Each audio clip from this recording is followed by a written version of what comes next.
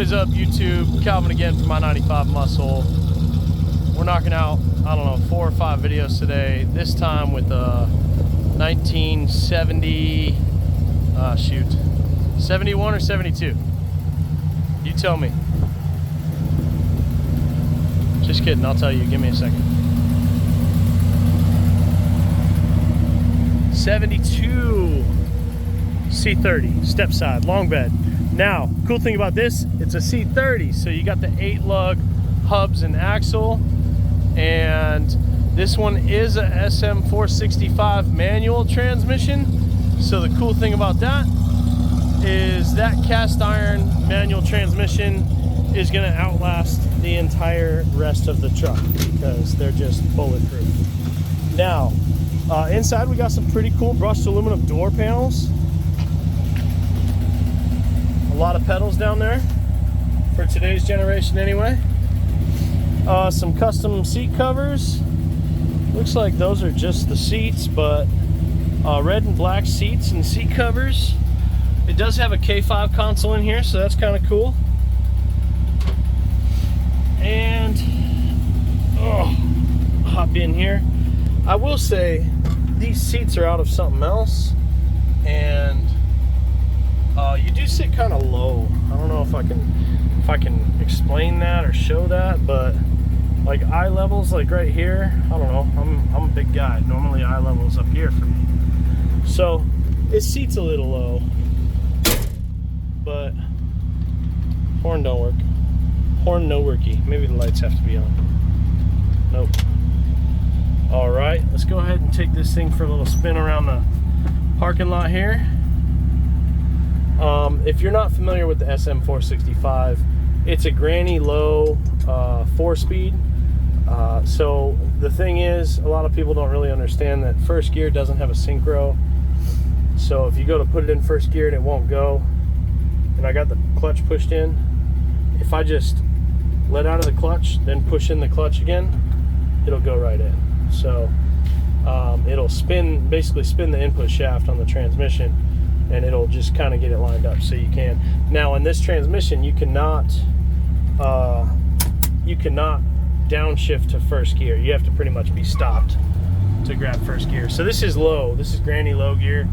I'm in first gear. Doesn't look like the tachometer is working, but I'm not going real fast. So it's not real practical that you use first gear. So a lot of people just use first gear if they're towing, they need to take off. That's a good way to do it. So you can really take off in second gear, and that's what most people do. You do have to be a little bit more in tune with your throttle control, especially if you're on a hill or something trying to take off in second. And then the only real downfall to these transmissions, they don't shift fast. They always shift slow, and they have a tendency to come out of third gear after they get too worn out. As you can see, this is third gear right now, and look, I'm crawling around the Circle K. Oh, people with Circle K, what do we got? People flipping people off. That's nice. Hey, fun stuff.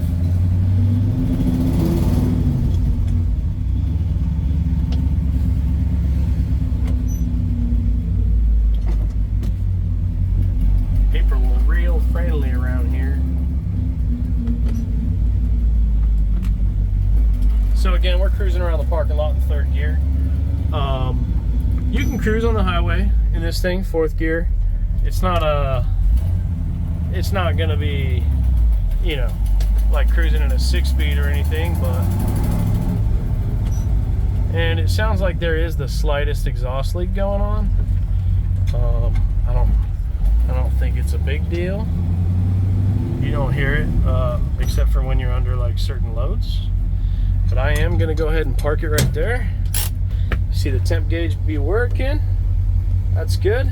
This gauge over here, it's not important. It's just your oil pressure. And we're gonna actually glance through this description on this truck because I want to say the owner said it had a crate engine or something. We're gonna peek at that too.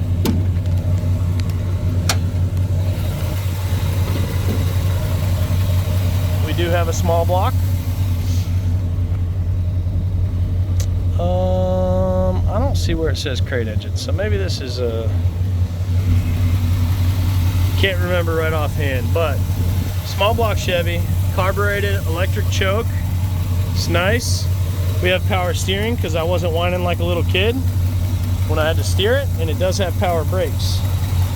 So good old-fashioned clutch fan, nothing to go wrong there. It does have an electric fan up front. I'm not sure exactly what triggers that, but nice and simple engine bay. Could use a little cleaning. A little dress-up kit or something would be nice. And in case you were wondering, it's a Chevy. Chevy.